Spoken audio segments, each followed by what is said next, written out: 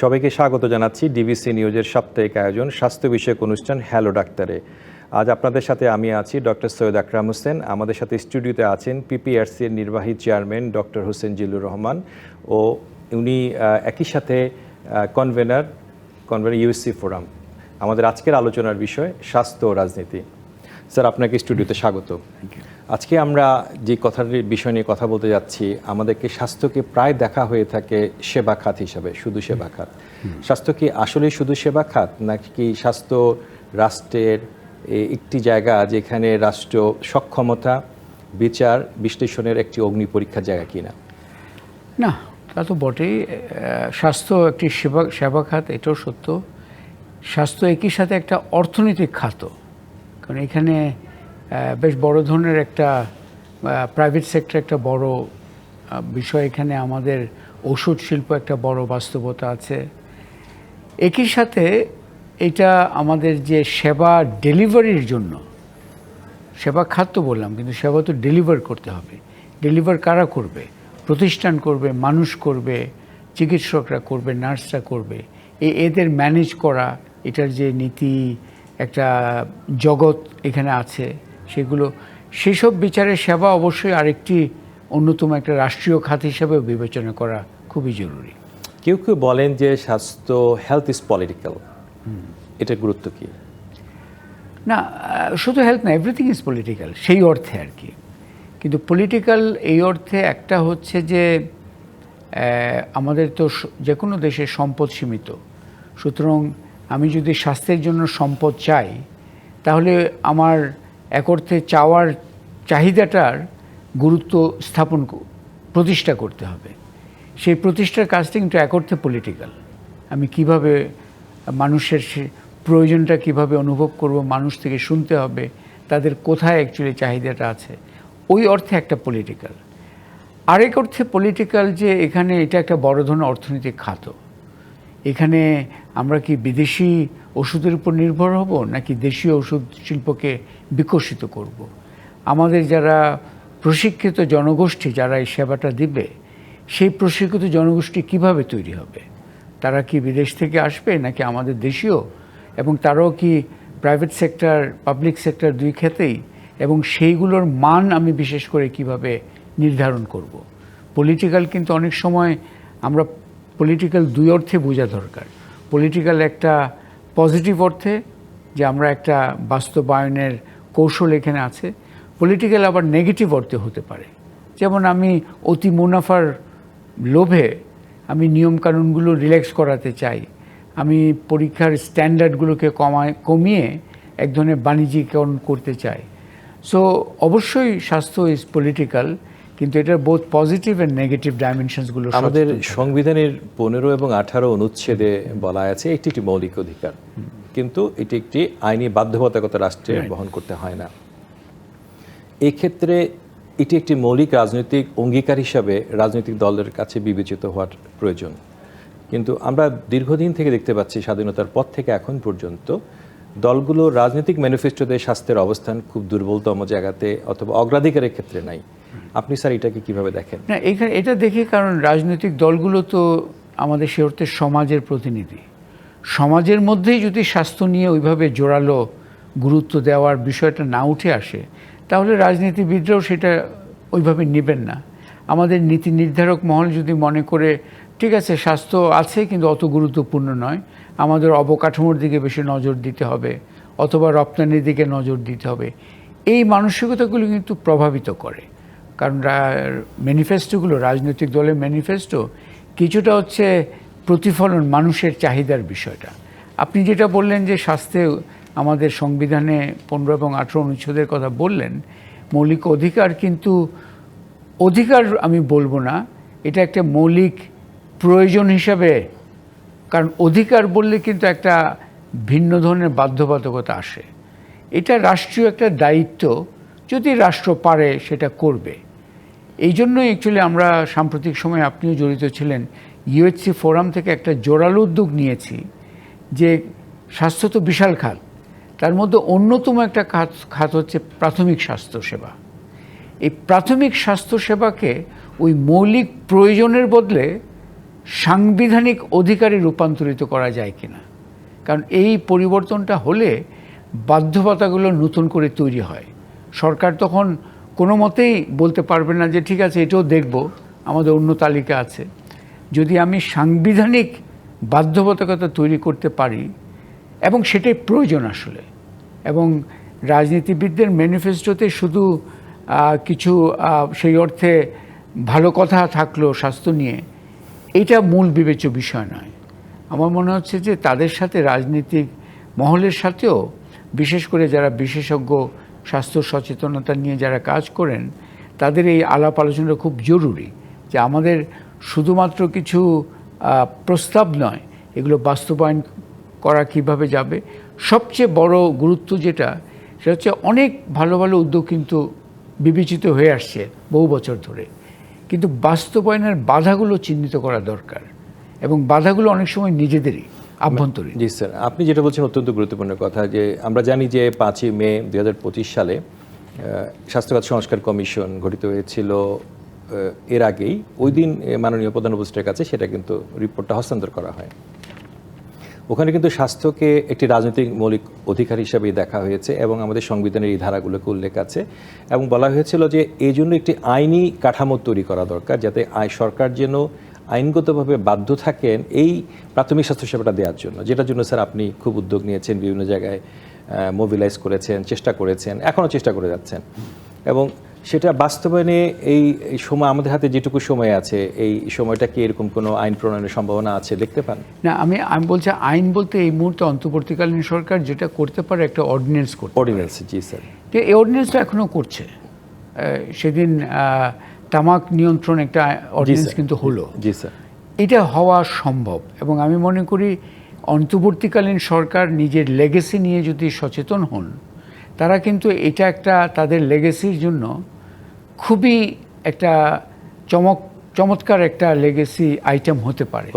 কারণ এটা হচ্ছে যে প্রাথমিক কাজটা, এই যে মৌলিক প্রয়োজন থেকে সাংবিধানিক অধিকারে রূপান্তরিত করা, এবং যার জন্য ইউএসএ ফোরাম থেকে আমরা কিন্তু একটা খসড়া তৈরিও করেছি সরকারের একটু কাজটা এগিয়ে দেওয়ার জন্য। তো আমি আশা করব যে এই 10-20 দিনেও তো পৃথিবী বদলে যেতে পারে, বদলে দিয়ে হয়েছে। সুতরাং এই অর্ডিন্যান্স না করতে পারার কোনো তেমন ইয়ে নাই, শুধু একটু জোরালো ইচ্ছাটা দরকার।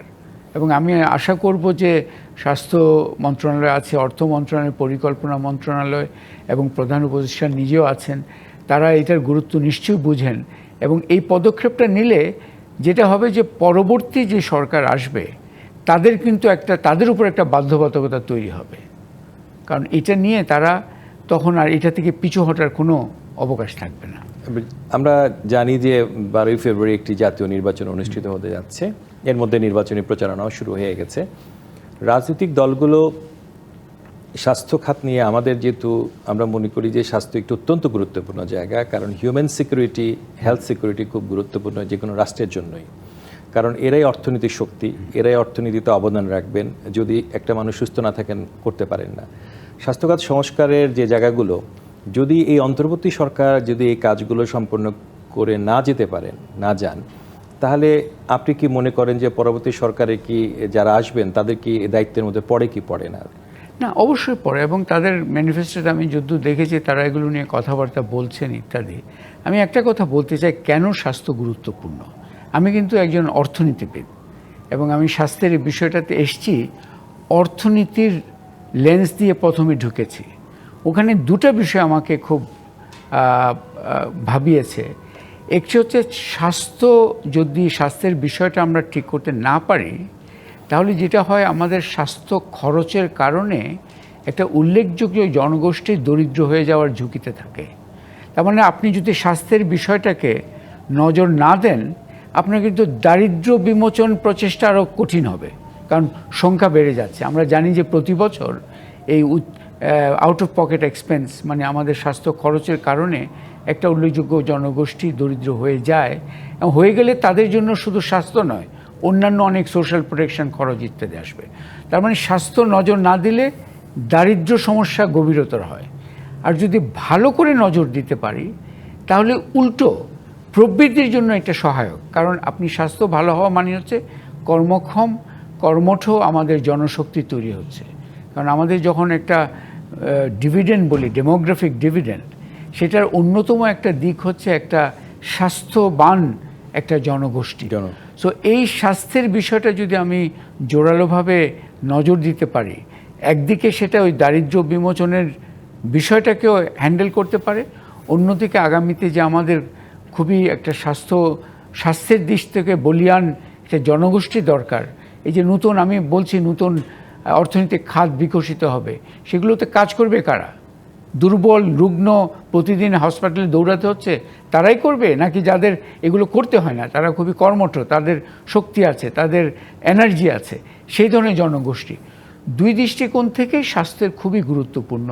এবং রাজনীতিবিদদের অবশ্য আমি এটাও বলবো যে আমরা যারা স্বাস্থ্য খাত নিয়ে কাজ করি, আমাদেরও একটা দায়িত্ব আছে, কিন্তু এটা বুঝানো, রাজনীতিবিদদের বোঝানো, সমাজকে বোঝানো, নীতি নির্ধারকদের বোঝানো। স্যার, আমরা একটা বিরতি নিয়ে আবার আসছি। হ্যালো ডাক্তারে নিচ্ছে একটি বিরতি, সঙ্গেই থাকুন। আবারও স্বাগত ডিবিসি নিউজের সাপ্তাহিক আয়োজন স্বাস্থ্য বিষয়ক অনুষ্ঠান হ্যালো ডাক্তারে। আজকের আলোচনার বিষয় স্বাস্থ্য ও রাজনীতি। আলোচনা করতে আমাদের সাথে স্টুডিওতে উপস্থিত আছেন পিপিআরসি নির্বাহী চেয়ারম্যান ও ইউএসসি ফোরামের convener doctor Hossain Zillur Rahman. Sir, আমরা আবারও আপনার কাছে আসছি। স্বাস্থ্যখাত সংস্কার কমিশন যে প্রস্তাবনাগুলো দিয়েছে, এর মধ্যে আপনি জানেন সেগুলো, তো সেগুলোর মধ্যে পিপিআরসিকেও এবং আমরা দেখেছি যে ইউএসসি ফোরামও দেখেছি যে বিভিন্ন সময় অনেক গুরুত্বপূর্ণ বিষয় নিয়ে কথা বলেছে। বিশেষ করে একটি গুরুত্বপূর্ণ আলোচনা ছিল যে বাংলাদেশ স্বাস্থ্য কমিশন, এ ব্যাপারে আপনি কি ভাবছেন স্যার? বা অন্তর্বর্তীকালীন সরকারের একটা ভালো উদ্যোগ ছিল যে স্বাস্থ্য সংস্কার কমিশন একটা করা। তারা অনেক ইয়ে করে, আপনিও সেটা সদস্য ছিলেন, আপনারা সেই রিপোর্ট জমা দিয়েছেন। এখন বিষয়টা হচ্ছে যে রিপোর্টে তো অনেক প্রস্তাব আছে, অনেক পরামর্শ আছে, সেগুলো নিয়ে আরও জোরালোভাবে নজরে এনে উদ্যোগ নেওয়ার বিষয় আছে। এখন তো শেষের দিকে আমি একটা দেখেছি যে আপনার এসেনশিয়াল মেডিসিন লিস্ট, সেখানে একটা সংযোজন হয়েছে, যতদূর দেখেছি, যে ওটা হয়তো আপনাদের পরামর্শের মধ্যে ছিল। কিন্তু এই যে প্রাথমিক স্বাস্থ্য সেবা সংক্রান্ত যে পরামর্শটা, এটা অত্যন্ত গুরুত্বপূর্ণ। সাম্প্রতিক সময়ে আমরা আরও একটা দেখেছি যে আপনার দুটি বিভাগে বিভক্ত ছিল স্বাস্থ্য মন্ত্রণালয়, সেটা একত্রিত করার একটা সিদ্ধান্ত হয়েছে, স্বাস্থ্য সেবা এবং স্বাস্থ্য শিক্ষা ও পরিবার পরিকল্পনা। ওটা একদিকে একটা ঠিক আছে, কিন্তু একই সাথে আসলে আরেকটি প্রস্তাব মনে হয় আপনাদের তরফ থেকে আছে, সেটাও খুবই গুরুত্বপূর্ণ সম্পূরক কর্মকাণ্ড হিসাবে। সেটা হচ্ছে মন্ত্রণালয় ওইটা একীভূত হলো, কিন্তু তিনটি ডিরেক্টরেট খুব জরুরি। একটি হচ্ছে স্বাস্থ্যসেবা, ক্লিনিক্যাল সার্ভিসেস, একটি হচ্ছে স্বাস্থ্য শিক্ষা, আরেকটি হচ্ছে যে ফ্যামিলি প্ল্যানিং, পরিবার এবং পাবলিক হেলথ ও প্রাথমিক স্বাস্থ্যসেবা। পাবলিক হেলথ ও প্রাথমিক স্বাস্থ্যসেবা, ক্লিনিক্যাল সার্ভিসেস এবং স্বাস্থ্য শিক্ষা, এই তিনটা কিন্তু সুনির্দিষ্ট তিনটা কর্মক্ষেত্র এই স্বাস্থ্য মন্ত্রণালয়ের। সো উপরের দিকে একীভূত যে বিভাজন হয়েছিল দুইটি বিভাগ, সেটা একত্রিত করা হয়েছে, ঠিক আছে, কিন্তু একই সাথে এই আগামী কয়েকদিনের মধ্যে এই পরবর্তী পদক্ষেপটাও নেওয়াটা খুব জরুরি। কারণ ওটা না হলে তাহলে কিন্তু দিক নির্দেশনা একটা হাফ স্টেপ হলো, ওটা তো অ্যাকচুয়ালি মূল স্টেপ নয়।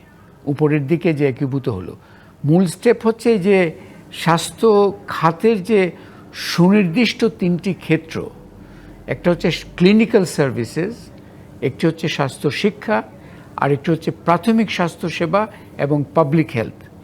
এই তিনটার খুবই জরুরি একটা আপনার আলাদা অধিদপ্তর তৈরি করাটা খুবই জরুরি। না, অনেক ধন্যবাদ স্যার। কিন্তু এই তিনটি অধিদপ্তর তো আমরা করেছি, এর মধ্যে করিনি এখনো, এটা প্রস্তাব আছে, এটি প্রস্তাবনা আছে, এটা স্বাস্থ্যখাত সংস্কার কমিশনেরই প্রস্তাবনা, যে স্বাস্থ্যখাতকে আরও ঢেলে সাজানো। যেটা আমরা সাম্প্রতিক সময় দেখেছি যে অর্থ মন্ত্রণালয়ে আরও দুটি নতুন ডিভিশন হয়েছে, স্বাস্থ্য মন্ত্রণালয় দুটো ডিভিশনকে এক করেছে, কিন্তু স্বাস্থ্যখাত সংস্কার কমিশনের প্রস্তাবনা কিন্তু ছিল তিনটি সেপারেট সেক্রেটারি হওয়া এবং তিনটি পদে, এই যেটা আপনার ডিজি লেভেলে যেটা ছিল, এটা সরকারের মন্ত্রণালয় লেভেলেও ছিল, এবং একজন মুখ্য সচিবের পদ সৃষ্টি করা এবং এটাকে ইন্ডিপেন্ডেন্ট একটি সার্ভিস কাঠামোর মধ্যে নিয়ে আসা, এটা জুডিশিয়াল সার্ভিস যেভাবে আছে। কিন্তু যে প্রস্তাবনাটা এই বর্তমান সময় হয়েছে সেটা কিন্তু স্বাস্থ্য সংস্কার কমিশনের প্রস্তাবের সাথে সঙ্গতিপূর্ণ না আর কি। তো যেগুলো এই সময়গুলোতে হয়েছে, আপনি স্যার জানেন স্যার যে আমরা স্বাস্থ্য সংস্কার কমিশন থেকে রাজনৈতিক দলগুলোর সাথেও মিটিং করেছিলাম, বসেছিলাম, আলাপ আলোচনা করেছি। প্রত্যেকটি রাজনৈতিক দলই, বিশেষ করে বিএনপি, তারপরে জামাত ইসলামী এবং এনসিপি, ওরাও কিন্তু আমাদের সাথে কিন্তু আলাপ আলোচনা করে অনেকগুলো দিয়েছেন, পরামর্শ দিয়েছেন, লিখিত পরামর্শ দিয়েছেন। বিশেষ করে বিএনপি তার স্থায়ী কমিটির সাথে আলাপ করে তার লিখিত প্রস্তাবনা দিয়েছেন এবং সেই প্রস্তাবনাগুলো আমরা শুনেছি এবং তারা কিন্তু আমাদের কাছে সাবমিট করার পরে আবার নিজেরা কিন্তু সাংবাদিক সম্মেলন করে বলেছেন যে এই সময়টাতে যদি সরকার যতখানি পারে বাস্তবায়ন করবে, নাহলে আমরা সরকারে এসে কিন্তু বাকিটুকু বাস্তবায়ন করব। তো এইখানে এই সময়টাতে আপনি যেন বারবার বলছিলেন যে এখনও তো সময় আছে, 20টা দিন সময় আছে, যে বিষয়টা নিয়ে আমরা কাজ করছি। প্রধান উপদেষ্টা বললেন যে আমাদের সাথে যখন দেখা হলো উনি বললেন যে এখনই এটা বাস্তবায়ন করা হোক। বাংলাদেশের সমস্ত নিউজ পেপারে এসছে, মিডিয়াতে এসছে।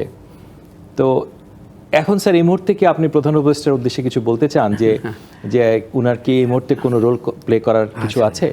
না, ওনারা তো অনেক কিছুর মধ্যে ব্যস্ত আছেন, ইনক্লুডিং সবচেয়ে গুরুত্বপূর্ণ যে একটা সুষ্ঠু নির্বাচনের গুরু দায়িত্ব নিয়ে ওনারা কাজ করছেন। সো ওটাও করছেন, পাশাপাশি ওনারা এই ধরনের কাজগুলো, এই যে সংস্কার যেগুলো করার সময়, আমি যেটা বলছি যে বড় ধরনের চিন্তা না করে, যেমন একটা সিদ্ধান্ত ওনারা নিয়েছেন, সেটাও তো আপনাদের পরামর্শ অনুযায়ী হয়নি যে সচিব পর্যায়ের একটা একীভূত হলো। আমি মনে করি যে এই মুহূর্তে দুটা এডিশনাল স্টেপ যদি নেন এবং নেওয়া সম্ভব, একটা হচ্ছে যেটা 3টে অধিদপ্তরের কথা বললাম, ওটা হলে স্বাস্থ্য খাতের যে এরিয়া অফ ওয়ার্ক এটা আরও একটু পরিষ্কার হয়ে গেল। কিন্তু আরেকটা প্রস্তাব সম্ভব, সেটা হচ্ছে যে আমরা যেটা বললাম, একটা যে অর্ডিন্যান্স পাস করা অন প্রাইমারি হেলথ কেয়ার, এটা কিন্তু খুব সহজে করে ফেলা যায়। তার সাথে আমি সম্পূরক আরেকটা কথা বলবো যে আসলে এখানে বড় ধরনের আর্থিক খরচের চেয়ে প্রাতিষ্ঠানিক রিঅ্যারেঞ্জমেন্টটা হচ্ছে সবচেয়ে গুরুত্বপূর্ণ। আপনি প্রাথমিক স্বাস্থ্য সেবার কথা যদি বলি, আমি যদি ইউনিয়ন পর্যায়তে মূল কেন্দ্র ধরি, ইউনিয়ন পর্যায়ে কিন্তু আমাদের আছে, ইউনিয়ন সাব সেন্টার আছে, ফ্যামিলি ওয়েলফেয়ার সেন্টার আছে, কমিউনিটি ক্লিনিক আছে। আমি মাঠ পর্যায়ে ঘুরতে গিয়ে দেখেছি যে এখন প্রতিটা ইউনিয়নে একটা না একটা আছে। তার মানে হচ্ছে আমি যেটা শব্দটা খুব আজকাল ব্যবহার করছি, রিপারপাস করা। একটা কারণে হয়তো হয়েছিল, মানে একটা unified primary health care centre তৃণমূলে করা, এটা হচ্ছে সবচেয়ে গুরুত্বপূর্ণ। স্যার, আমরা একটা বিরতি নিয়ে আবার আসছি। হ্যালো ডাক্তারে নিচ্ছে একটি বিরতি, সঙ্গেই থাকুন। আবারও স্বাগত ডিবিসি নিউজের সাপ্তাহিক আয়োজন স্বাস্থ্য বিষয়ক অনুষ্ঠান হ্যালো ডাক্তারে। আজকের আলোচনার বিষয় স্বাস্থ্য রাজনীতি। আলোচনা করতে আমাদের সাথে স্টুডিওতে আছেন পিপিআরসির নির্বাহী চেয়ারম্যান ও ইউসি ফোরামের convenor doctor Hossain Zillur Rahman. Sir, যে আলোচনাটা আপনি করছিলেন, যে অনেকগুলো কথা আপনি বলছিলেন, কিন্তু এখানে আরেকটা বিষয় আমরা মনে করি যে স্বাস্থ্য আসলে শুধুমাত্র স্বাস্থ্য মন্ত্রণালয়ের বিষয় নয়। স্বাস্থ্য আসলে ইন্টারমিনিস্ট্রিয়াল একটা বিষয়। এখানে অর্থনীতির বিষয় আছে, এখানে সেবার বিষয় আছে, এখানে স্থানীয়ভাবে এই চিকিৎসা সেবাটা বিতরণের বিষয় আছে, সবার কাছে পৌঁছানোর বিষয়টা আছে। এটা আমরা প্রস্তাবনা দিয়েছিলাম যে মাননীয় প্রধান উপদেষ্টার নেতৃত্বে, অথবা সরকার প্রধান যিনি হবেন, অথবা সরকারের নির্বাহী প্রধান যিনি হবেন, প্রধানমন্ত্রী যিনি থাকবেন, তার কাছে প্রতিবেদন দিবে এরকম ধরনের একটি স্বাস্থ্য কমিশনের প্রস্তাবনা, যেটা কিন্তু স্বাস্থ্য মন্ত্রণালয়ের উপরে থাকবে। আমরা কিন্তু এই প্রস্তাবনাটাই দিয়েছিলাম, কিন্তু এটা স্বাস্থ্য মন্ত্রণালয় এককভাবে এটা করবে সেটা কিন্তু আমরা কখনো বলিনি। এই ব্যাপারে স্যার আপনার মত কি? আমি এই যে আপনি একটা বললেন না স্বাস্থ্যমন্ত্রী উপরে থাকবে, আমি এই ধরনের হিয়ারার্কিক্যাল অ্যারেঞ্জমেন্টের পক্ষপাতী নই। কারণ আমাদের এটা মূল বিষয় হচ্ছে যে ইফেক্টিভ ডিভিশন অফ লেবার। কারণ আপনি যখনই হিয়ারার্কি বলেন, আমার উপরে তার উপরে আরেকজন। না স্যার, ওটার প্রস্তাবনাটা এরকম ছিল না। প্রস্তাবনাটা হলো স্বাস্থ্য মন্ত্রণালয় তো একটা মিনিস্ট্রিয়াল ইস্যু, কিন্তু এটা কমিশন থাকা পৃথিবীর বেশিরভাগ দেশে আছে, যে স্বাস্থ্য কমিশন যে আছে, যেমন জুডিশিয়াল কমিশন হয়েছে বা পুলিশ কমিশন হয়েছে, তাতে ইন্ডিপেন্ডেন্টলি ওরা কিন্তু এই বিষয়গুলো দেখাশোনা করবে। কিন্তু ওখানে আমি যেটা বলবো যে এটা প্রধান উপদেষ্টার নেতৃত্ব নয়, কিন্তু বুঝতে পেরেছি। স্বাস্থ্য আসলে বাংলাদেশের স্বাস্থ্য কিন্তু অবহেলিত একটি খাত। তো আপনি যে কমিশনের কথা বলছেন ওইটা আমি মনে করি না যে এই 20 দিনের মধ্যে ওইটার ব্যাপারে জোরালো কোনো পদক্ষেপ নিতে পারবেন। এটা একটা ওই যে গভর্নমেন্ট আসবে তার জন্য একটা অত্যন্ত গুরুত্বপূর্ণ বিবেচ্য বিষয় হিসেবে থাকুক, সেটার গুরুত্ব অবশ্যই আছে, সেটা থাকা উচিত। কিন্তু আমি এই মুহূর্তে যেটা বলবো যে ওনারা যদি ওই একটা প্রাথমিক স্বাস্থ্যসেবা সংক্রান্ত একটা অর্ডিন্যান্স জারি করতে পারেন, ইউনিয়ন পর্যায়ে একটা unified primary health care system, এবং এটা প্রাইমারি হেলথ কেয়ারে কি থাকবে আপনার যে প্রাইমারি হেলথ প্রস্তাবনাটা কেয়ারে দিয়েছেন তো তার আপনার মধ্যে? আছে আপনার যে টিপিক্যালি যেগুলো থাকে এটা তো হচ্ছে এর বাইরে মানে কিভাবে এই সেবাটা দিবে? সেবা দেওয়ার আপনি যে প্রস্তাবনাটা দিয়েছেন পিপিআরসি থেকে, ওর মধ্যে কি কি ছিল না, সংক্ষেপে ওর যদি মধ্যে বলতেন? তো আমাদের একটা বিষয় হচ্ছে যে সেবাদানকারী সংস্থা, সেটা হচ্ছে প্রাইমারি হেলথ কেয়ার সেন্টার। এটা অলরেডি 3 ধরনের প্রাতিষ্ঠানিক শক্তি অলরেডি আছে: union sub centre, family welfare centre, community clinic. এগুলোর একটা সমন্বয় করার একটা বিষয় আছে। জনবল যেটা আছে তারা কিন্তু এক ধরনের খণ্ডিত সেবা দেয়, সেখানে একটু ইউনিফিকেশনের বিষয় আছে। ওইখানে বড় ধরনের আবার জনবলের ঘাটতিও আছে, বড় ধরনের ভ্যাকেন্সি বড় ইস্যু আছে। ওইখানে মূলত আমরা যেটা মনে করি যে এই যে আউটডোর যে service, reproductive health services, EPI এর যে বিষয়গুলো, এটাকে এখানে কি স্যার কোনো মানে চিকিৎসকদের ভূমিকাটা কি থাকবে? চিকিৎসকের ভূমিকা হচ্ছে চিকিৎসক হবে যে নেতৃত্বে, প্রাথমিক স্বাস্থ্য সেবা যারা প্রদান করবেন, যারা তাদের নেতৃত্বে একজন চিকিৎসকের ভূমিকা রাখতে হবে, চিকিৎসক থাকবেন, যিনি অলসো পাবলিক হেলথ। এটা কি শুধু গ্রামেই থাকবে না শহরেও থাকবে? না, এটা অবশ্যই শহরেও থাকতে হবে, গ্রামেও থাকবে, কিন্তু চিকিৎসক বলতে পাবলিক হেলথ একটা এডিশনাল কোয়ালিফিকেশন সম্পন্ন একজনকে লাগবে অ্যাকচুয়ালি। সো এটা গ্রামে আমরা তো স্যার এখন এই মুহূর্তে এমবিবিএস ডাক্তারই পাচ্ছি না, তো কিন্তু কোয়ালিফাইড এটা ডাক্তার এই মুহূর্তে পাওয়াটা আমাদের জন্য কঠিন হবে কিন্তু স্যার। এটা আমি মনে করি, আপনি বলছেন যে এমবিবিএস পাচ্ছেন না, কিন্তু আবার অন্য জায়গা থেকে শুনি যে অনেক আনএমপ্লয়েড ঘুরে এমপ্লয়েড বেড়াচ্ছে। আছে, কেন সরকারের যে পদ আছে, এটা- সরকারের যে এটা- রিক্রুটমেন্ট প্রসেস, এই জন্য স্যার আমাদের এটা প্রস্তাবনা ছিল একটি separate public health commission for health. Fine. তো এগুলো আমি বলছি, এই যে আপনি যেটা বললেন আপনারা পাচ্ছেন না, কিন্তু আবার রাস্তায় দেখা যাচ্ছে ডাক্তাররা আনএমপ্লয়েড হয়ে মানে ঘুরে স্যার বেড়াচ্ছে। একজনের বাংলাদেশের সরকারের যে নিয়ম অনুযায়ী একজন চিকিৎসককে গ্রামে 2 বছর থাকতে হবে, এমবিবিএস পাস করা, যাকে বিশেষ সিভিল মানে আমাদের সহকারী সার্জন হিসেবে নিয়োগ দেওয়া হবে। উনি যদি আবার আসেন 2 বছর আগে, সে পজিশন করতে পারবে না। আপনি যদি তাকে পাবলিক হেলথে পজিশন করতে বলেন, তাহলে সে তার ফিরতে 4 বছর লাগবে কমপক্ষে। তাহলে ওই সময়টার মধ্যে কিন্তু আমাদের এখনই আমরা ম্যান পাওয়ার দিতে পারছি না স্যার। না, কিন্তু ম্যান পাওয়ার দিতে পারছি না, এটা আমি অ্যাকসেপ্ট করছি না এই অর্থে যে সরকারি নিয়ম টিয়ম একটু দেখা যাক তাহলে ওগুলো। আপনার এখন সমাধান চান নাকি আপনার নিয়মটা নিয়ে পড়ে থাকবো? না, সমাধান নিতে করতে হবে। সমাধানটাকে আমরা যদি প্রাধান্য দিই তাহলে সব কিছু দেখা যেতে পারে। ফার্স্ট ট্র্যাকই মিডওয়াইফস খুবই দরকার, আনএমপ্লয়েড মিডওয়াইফস এখন বহু আছে অ্যাকচুয়ালি। রাইট। তো এই অবস্থা কেন?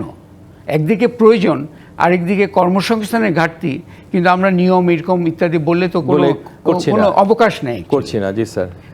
মূল বিষয় হচ্ছে কি আমরা কি জনগণের সেবাটা নিশ্চিত করতে চাই কিনা, ওইখান থেকে সবকিছু আলোচনাটা আসতে হবে। না, আপনার সাথে একমত স্যার যে গ্রামগঞ্জ এটাতে স্যার যে প্রাথমিক স্বাস্থ্যসেবার উপর যে গুরুত্ব দিচ্ছেন, এটাতে কি কেউ বলে থাকেন যে অনেক অর্থের প্রয়োজন হবে, আবার এটা কি স্যার কোনো ইফেক্টিভ রেফারেল সিস্টেম থাকবে যার কারণে কিন্তু যে রুগীগুলোকে প্রাথমিক স্বাস্থ্যসেবা কেন্দ্রে আমরা করতে পারবো? এখন যে দেখা যাচ্ছে যে রুগী ঢাকা মেডিকেল কলেজে সবাই ভিড় করছে, চট্টগ্রাম মেডিকেল কলেজে ভিড় করছে, এটাতে কোনো লাভ হবে কি? প্রাথমিক স্বাস্থ্যসেবা কেন্দ্রের মাধ্যমে একটা প্রাতিষ্ঠানিক সমাধানের অন্যতম একটা আরেকটা দিক হবে যে ইফেক্টিভ রেফারেল সিস্টেম তৈরি করা। এটার টিওয়ারের মধ্যে এটাও কিন্তু একটা জোরালো থাকতে হবে। আপনি বলেন, অনেকে বলেন যে অর্থের ব্যাপার। জি স্যার। এই যে অনেকে বলেন, বাতাসে ভেসে বেড়ানো এইসব বক্তব্য দিয়ে তো আমাদের কোনো কাজ নেই। কে বলেছেন, কি বলেছেন, কোথায় অর্থ দরকার, কেন? আমি তো বললাম যে অলরেডি প্রাইমারি হেলথ কেয়ারের পার্টিকুলারলি গ্রামাঞ্চলে ইনফ্রাস্ট্রাকচার অলরেডি এক্সিস্ট, এটা শুধু রিপারপাস করা। Right sir. Family welfare centre আছে, ইউনিয়ন সাব সেন্টার আছে, এটা কমিউনিটি আছে, এইগুলো তো অলরেডি আছে। রাইট। সো এটা রিপারপাস করা। সো ওই শহর অঞ্চলে তৈরি করতে হবে। শহর অঞ্চলে একটা বড় ধরনের ঘাটতি আছে, ওটা আলাদা করে দেখতে হবে অ্যাকচুয়ালি, ওটা সমাধানটাও দেখতে হবে। সো আমি আবারও বলবো যে আমি এই ধরনের বাক্যের খুবই রিয়্যাক্ট করছি এই জন্য যে অনেকে বলেন বলে কিছুই যেটা হলো সুনির্দিষ্ট বক্তব্য দরকার। বাজেটারি একটা প্রভিশনের কথা চিন্তা করে দেখা গেছে যে পরিমাণ অর্থের প্রয়োজন হবে একটি প্রাথমিক বাজেটে সেটা হয়তো সম্ভব নাও হতে পারে। কিন্তু আপনি এই ক্যালকুলেশন কোথায় হয়েছে? না, এটা একটা অর্থনীতিবিদদের কিছু ক্যালকুলেশন। আমি নিজে অর্থনীতিবিদ, সুতরাং আমি এটা অ্যাকসেপ্ট করছি না। ঠিক আছে, কিন্তু কোন আমরা ঢাকা বিশ্ববিদ্যালয়ের কিছু অর্থনীতির কিছু আমরা তো এগুলো নিয়ে আজকে কাজ করছি না, অনেকদিন ধরে করছি না। এটার যে পরিমাণ টাকা মানে প্রাথমিক স্বাস্থ্যসেবা শহর এবং গ্রামাঞ্চলে নিশ্চিত করার জন্য যে পরিমাণ টাকা, এটার একটা টাকার হিসাব করতে হবে এবং হিসাবটা করে আমাদের যেটা বক্তব্য হলো যে যত টাকাই লাগুক না কেন রাষ্ট্রকে এটা নিশ্চিত করতে হবে, শুধু আপনাকে ওভার দি টাইমই করতে হবে। আরেকটা তথ্য দিই, স্বাস্থ্য মন্ত্রণালয়ের প্রতি বছরের যে এডিপি বাজেট, তার একটা অংশ ব্যয় করা যায় না, ফেরত যায়। জি স্যার, অনলি 0.7% বাজেট, তার মধ্যে 1/3 ফেরত যাচ্ছে। সো ওই 1/3 আপনি নতুন অর্থে তো দরকার নেই, ওই 1/3 আপনি এটার জন্য ব্যয় করেন, আপনার নতুন অর্থে তো একেবারেই দরকার নেই। জি স্যার। সো আমি বলছি যে এই যে অর্থ নাই, এই ধরনের বক্তব্য আসলে এক ধরনের বিভ্রান্তিমূলক আলোচনা তৈরি করে। সত্যি আর আপনি 1/3 যদি ফেরত দেন, সেটাকেই ব্যবহার করলে আপনার তো জিরো এডিশনাল রিসোর্স দরকার হচ্ছে অ্যাকচুয়ালি। না তাহলে ঠিক আছে স্যার, না এটা আমরা সবাই একমত যে স্বাস্থ্যসেবা, প্রাথমিক স্বাস্থ্যসেবা জরুরিভাবে সরকারকে একটা অর্ডিন্যান্স করে বাস্তবায়ন করাটা আমরা মনে করি অত্যন্ত জরুরি। এবং সেক্ষেত্রে আপনি যে কথাটা বলেছেন যে কিভাবে বাস্তবায়ন, আমরাও মনে করি যে এটা রিফর্ম কমিশনও কিন্তু সে প্রস্তাবনাটা দিয়েছে, আপনার সাথে আমরা হুবহু একমত, আপনি সেটা নিয়ে মুভ করছেন। এবং রাজনৈতিক দলের উদ্দেশ্যে কি আপনি কিছু বলতে চান কিনা আমাদের লাস্ট মোমেন্ট? রাজনৈতিক দলের উদ্দেশ্যে বলবো যে আপনারা এই স্বাস্থ্যের বিষয়টাকে একটু গুরুত্বের সাথে ভাবেন, দুইভাবে। স্বাস্থ্য একটা আলাদা বিষয় নয়। আমি আগে বললাম, স্বাস্থ্যকে যদি নজর না দেন, আপনাদের দারিদ্র্য বিমোচন চ্যালেঞ্জ আরও কঠিন হবে। স্বাস্থ্যকে যদি ভালো দেন, তাহলে বাংলাদেশের অর্থনৈতিক প্রবৃদ্ধি আরও দ্রুততর হবে। কিন্তু এটাতে নজর দেওয়া মানে হচ্ছে আমি কিছু অর্থ দিয়ে দিলাম, সেটা নয়। নজর দেওয়া একটা সুনির্দিষ্ট কৌশল লাগবে। জি স্যার। প্রাতিষ্ঠানিক কৌশল লাগবে, জনবলের কৌশল লাগবে এবং ম্যানেজমেন্টের কৌশল লাগবে। স্যার অনেক ধন্যবাদ আপনাকে আমাদের স্টুডিওতে আমাদের সাথে আসার জন্য। Thank you. হ্যালো ডাক্তার, এই ছিল আজকের মতো। ডিবিসি নিউজের সাথেই থাকুন।